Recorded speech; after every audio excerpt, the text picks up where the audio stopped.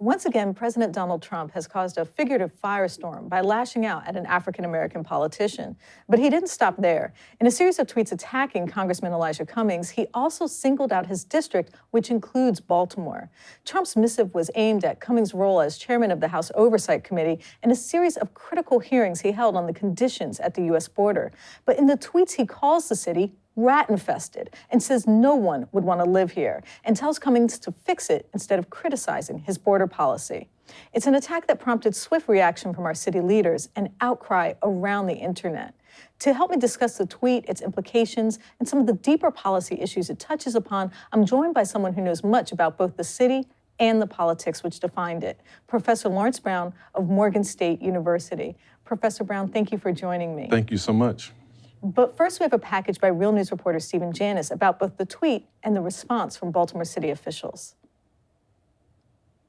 Whatever Trump says usually doesn't matter, but what is said about Baltimore always matters. Outrage in front of City Hall Saturday after the latest rounds of tweets from President Donald Trump targeted the district of Congressman Elijah Cummings, which includes Baltimore City.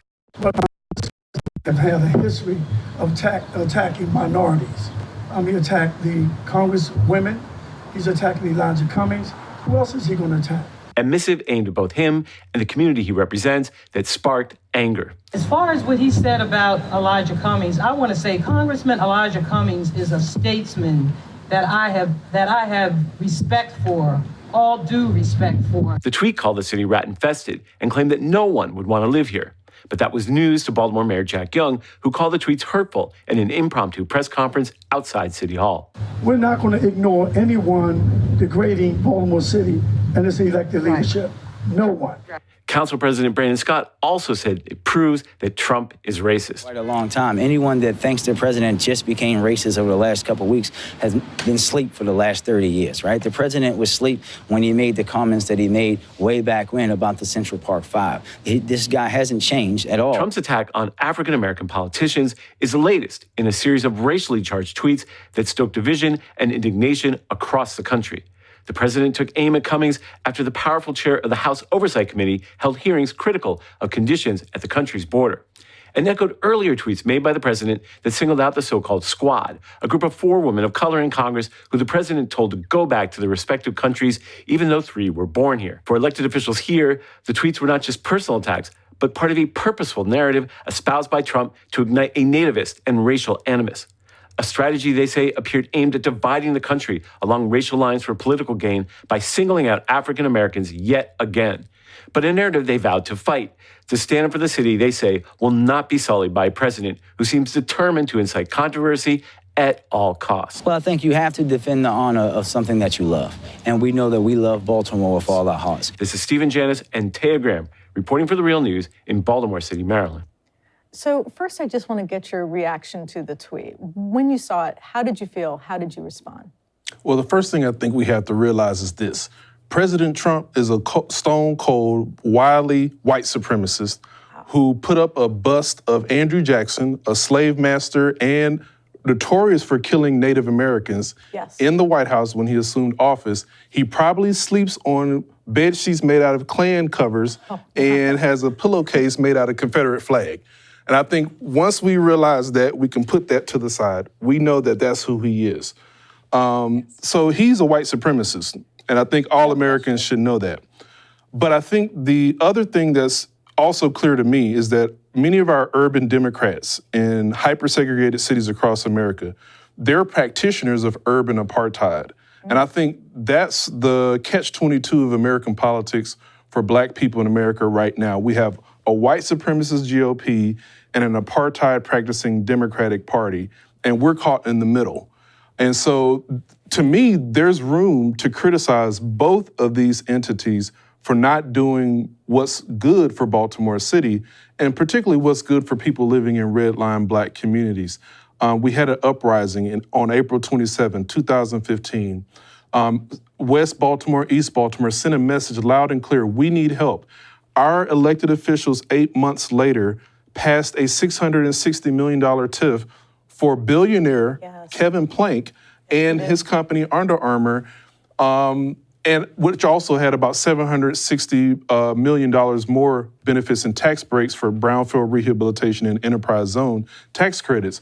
So our local officials have allowed the conditions of urban apartheid to fester in Baltimore City. And if we're going to blame somebody, there's blame for Trump, because the last time I checked, Baltimore is in the United States of America, and he's the president of the United States of America. So he can't distance himself from what's happening in Baltimore.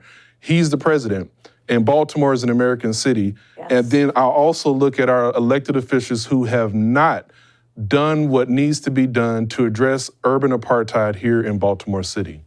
Now, do you think the city council, in their response to Trump, the mayor's response to Trump, that it's just adding fuel to the fire and it's just part of Trump's distraction policy? Well, I mean, Trump is a master of diversion and distraction. If Trump says, hey, media, what about that over there? Most of me goes, oh, he's right. What about this over here? And forget what it is that they were focusing on in the first place. What is Trump trying to distract us from? He's trying to distract us from the border, from the walls he's trying to build at the border, from the border camps that are there with refugees. And here's the thing, Baltimore and the border both have walls. Baltimore and the border both have camps. You have a border camp for refugees, and you have redlined Black communities here that serve as camps and concentrate people in extreme poverty and destitution. So I think Trump actually is doing us a service to help us realize that we have walls here in Baltimore that have to come down. Baltimore created, it passed the first residential racial zoning law in 1910 by Baltimore Mayor John Barry Mahul. And then it was carried forward with 3 more ordinances under Baltimore Mayor James Preston. And so Baltimore is very adept at building walls. Baltimore is very adept at quarantining and putting poor, low-income Black people into camps in communities where they don't have resources. And we have politicians today, Black and white, that have not dismantled the apartheid that Baltimore led the nation in creating. Now, we watched President Trump attack Congressman Lewis. We watched him tell 4 women of color to go back to their countries. Even this morning, he attacked Al Sharpton. So do you think that these attacks are coordinated in some way? Do you think there's a reason that these attacks are all connected? Yeah, they're all connected. Before Trump got in office, he attacked Mexico. And then when he got into office, he attacked Puerto Rico. Then he added Chicago. Then he talked about the 4 congresswomen, all of color. Now he's talking about Baltimore, Chocolate City. So, and then he's talking about Al Sharpton and Elijah Cummings. There is a connection. When President Trump tries to attack people really hard, he goes after Black folks, people of color, people who are marginalized, people who are oppressed. So that's what makes him a white supremacist. And I think just be clear about that, and we can move on to the next piece, which is, the way in which our local leaders, are complicit in this project. It sounds to me that you're saying that the Democratic Party on some level has failed our city and failed our state. And I think one example of that is when a Democratic mayor, Martin O'Malley, enacted zero tolerance policing in Baltimore City. And at its height in 2006 and 2007, over 100,000 residents were arrested in a city of 630,000 people, and the majority of those people were African American. So are you seeing perhaps it's reasonable to critique the Democratic Party here? Because a lot of people are saying, well, Baltimore City has an incredibly high violent crime rate right now. We are dealing with poverty. We're dealing with what you're calling urban apartheid. I mean, do we need to criticize the Democratic Party now? Yeah, I think we should absolutely criticize the Democratic Party. I don't think it's a necessity to do so. We have many Democratic mayors in urban areas where a large percentage of African Americans live. So whatever happens with Republicans, Democrats share in that blame. At the local level. Here in Baltimore, you mentioned Martin O'Malley. Not only did he institute a stop and frisk regime for the Baltimore Police Department, he also passed East Baltimore Development Incorporated, a real estate venture for Johns Hopkins University to expand its footprint in East Baltimore over an 88-acre space, uprooting and displacing over 730 African American families, which facilitates and perpetuates poverty and people not having social bonds, social capital, social connections, their social network. I know of a woman named Lucille Gorham who was in her late 70s when she was displaced by Johns Hopkins, had a heart attack. They moved her out to Bel Air Edison. She had a $150,000 relocation package, and they put her in a home that was worth $184,000, which meant that she had to take out yet another mortgage, which she could not pay. And then she needed to take out a reverse mortgage to fix the damage in the home and make it to accommodate her, because she didn't have the resources to pay for that damage in the home. So, Johns Hopkins University, we just saw the University of Maryland medical system and their complicity in participating and buying books from our mayor to curry favor to receive the tax breaks that they received once they privatized themselves as a hospital in 1984 under then State Senator Frank Kelly, Democrats. So, we just saw that our mayor just leave office because of corruption, because she was working with corporations who were buying things from her, getting things from her so that they could get tax breaks and get the things that they wanted. So Baltimore is a city that has been failed by Republican presidents, by Republican mayors, and by Democratic local officials. It has been failed in the black butterfly by all of these elected officials. And that's why I say there's enough blame for everybody. Democrats seem very concerned on a national level about U.S. border policy, but I don't really hear them engaging as much with issues that affect the African-American community, like mass incarceration or disparities in policing. Why do you think African-American issues aren't a part of the national conversation with the Democrats right now? It's a great question. Again, I think, urban Democrats in particular fail their base. Urban Democrats in particular cater to corporations. In these cities, hyper-segregated cities, and there are 8 Category 5 hyper-segregated cities in America, according to Douglas Massey, a sociologist at Princeton. And we know these cities. They're Baltimore, Detroit, Flint, Chicago, Birmingham, St. Louis, Chicago, and Cleveland. And these cities, which are pretty much all run by Democratic mayors, they often give tax breaks, tax incentives, TIFs, tax increment financing, pilots, payments in lieu of taxes, all kinds of deals to corporations, which means that the money that needs to be spent on health, housing, arts, parks, civil rights, workforce development by those mayors is not spent in the way that it should be to help people living in redline black communities. When you're catering to corporations, you're not going to be making sure that you're doing justice, racial justice, restorative justice in redline communities. And so I think that's the trade-off. That's the apartheid that's being practiced. You have apartheid budgets, apartheid policies, apartheid communities and cities where it's pervasive.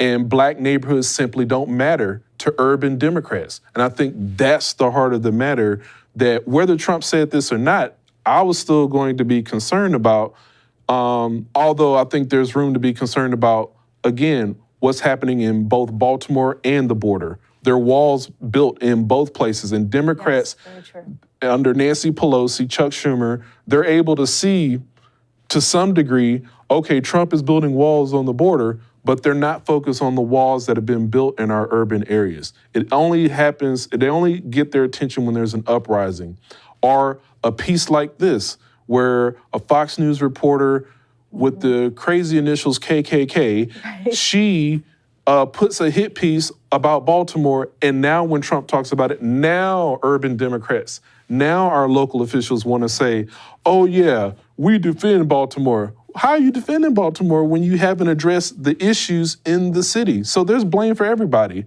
and they're not focused on the walls in America and at the border. I'm really glad you brought up Kimberly Classic.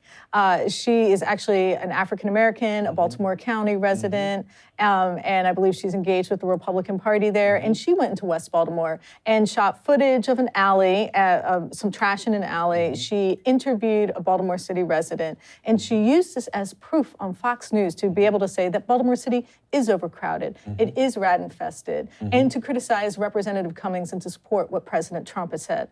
So do you think Representative Cummings has actually done enough to help his district in Baltimore? I mean, people are making the argument that our city is facing incredible challenges right now. I mean, do some of these people have a point?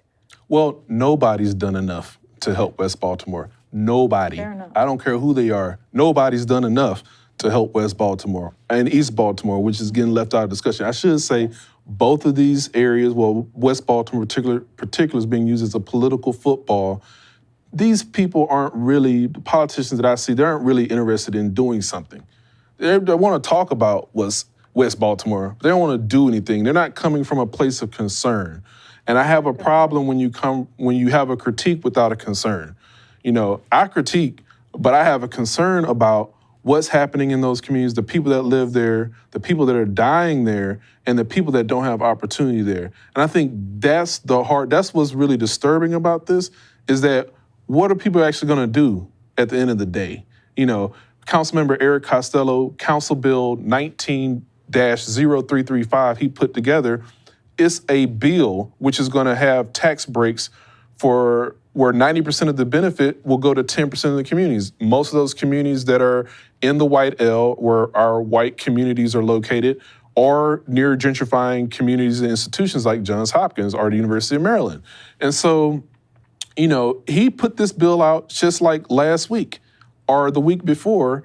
And, you know, this notion that people are really doing something when every city council member except Ryan Dorsey is a co-sponsor of a bill where the equity statement from the finance department lays out the equity implications of this. And even though my good friend and council member Ryan Dorsey has said, well, that came out after they co-sponsored it, there's still my concern of why wouldn't you wait to read the equity statement before co-sponsoring such a bill? First of all, who should be trusting anything that Eric Costello puts out in the first place? I think that's the first question I have for these council members. Question. And I should say he's the chair of the Taxation, Finance, and Economic Development Committee, which would pass these type of tax deals and TIFs. It came through his committee, as a matter of fact. So I think, you know, I critique the good Council President Brandon Scott for making him the chair. I critique the way this policy, as proposed, is going to intensify Baltimore apartheid. I critique the way that Eric Costello, our council member, my council member, put a cap on the source of income discrimination bill passed earlier this year, which is designed to help reduce discrimination.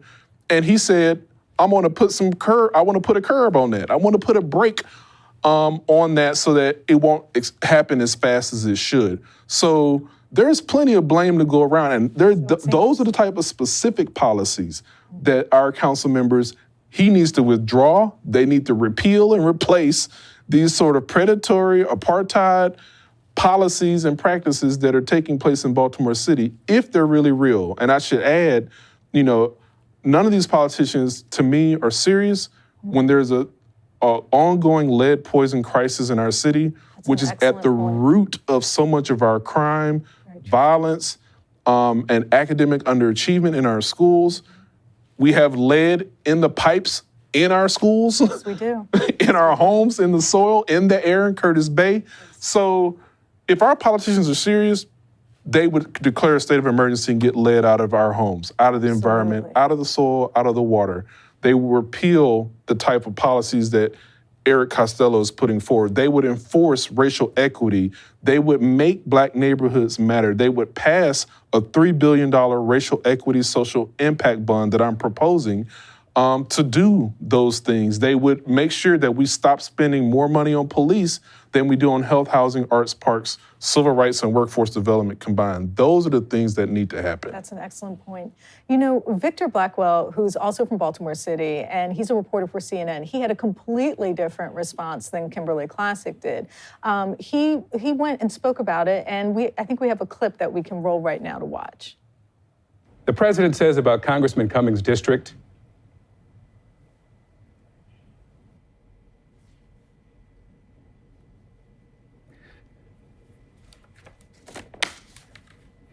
that no human would want to live there. You know who did, Mr. President? I did.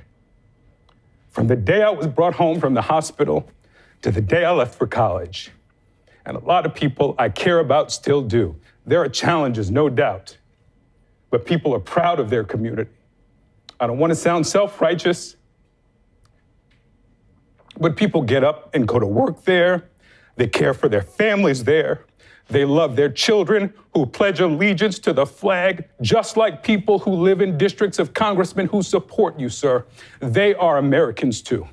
What did you think of his response, and how much do you think Trump's comments like this hurt our city and also hurt our nation? You know, that when I saw Victor Blackwell saying that, that moved me in a real way. It made me think about research that shows that President Trump's comments actually inflict mental health damage. Really? And I hadn't heard of that. Absolutely. There are birth outcomes among Latina women that show a decrease in birth outcomes, in positive birth outcomes, after the rhetoric that Trump puts out. That's horrifying. It is. There's other areas in the research called where, researchers like Monica Williams and Morgan Maxwell, they look at something called race-based traumatic stress. And I think, our mayor, Jack Young, one area I agree with him is where he says this was an attack. And at first I sort of paused, but then I thought, from a mental health standpoint, this is an attack. Mm-hmm. This is distressing. It is something that causes a lot of people to alarm, because there are a lot of people in Baltimore working on the ground trying to make this city better. Yes, there are a lot of people trying to make Black neighborhoods matter. And so for this president, who is the president of America, and Baltimore is an American city, so it's partially his responsibility to say this is deeply distressing, especially when, his policies, the opportunity zones, I like to call them Trump zones, don't actually do a damn thing to actually help people.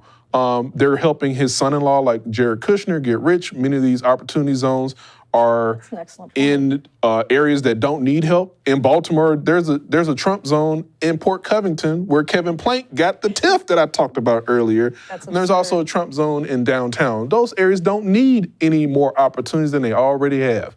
Freddie Gray's community needs it. Corinne Gaines' community needed it. Yes. East Baltimore needs it. So yeah, I think they're distressing. His policies aren't helping. He is the distractor in chief. He is the diverter in chief. He is, in fact, the white supremacist in chief. And I think that's what we have to treat him. Okay, so I have to wrap this up. I have just one final question for you.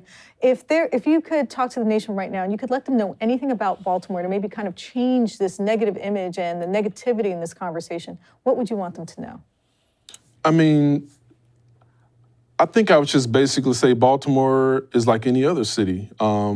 In many ways, is a reflection of America. There's so many things about Baltimore that are very true about America. And if they're not true now, they actually will be coming. Baltimore, perhaps, is a picture of where America is going. And if we want to do something about changing America, we need to start with cities like Baltimore. The Civil War started in Baltimore. Well, it didn't start here, but the first bloodshed was here. On Pratt Street, the Pratt Street riots. So I think that conflict of Confederate, Union, Black, white supremacists and victims of white supremacy, a lot of those conflicts are here. And if we can resolve those and reconcile that conflict here, then there really is hope for America.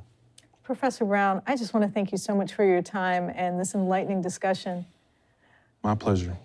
My name is Taya Graham, and I'm your host for The Real News. Thank you for joining me.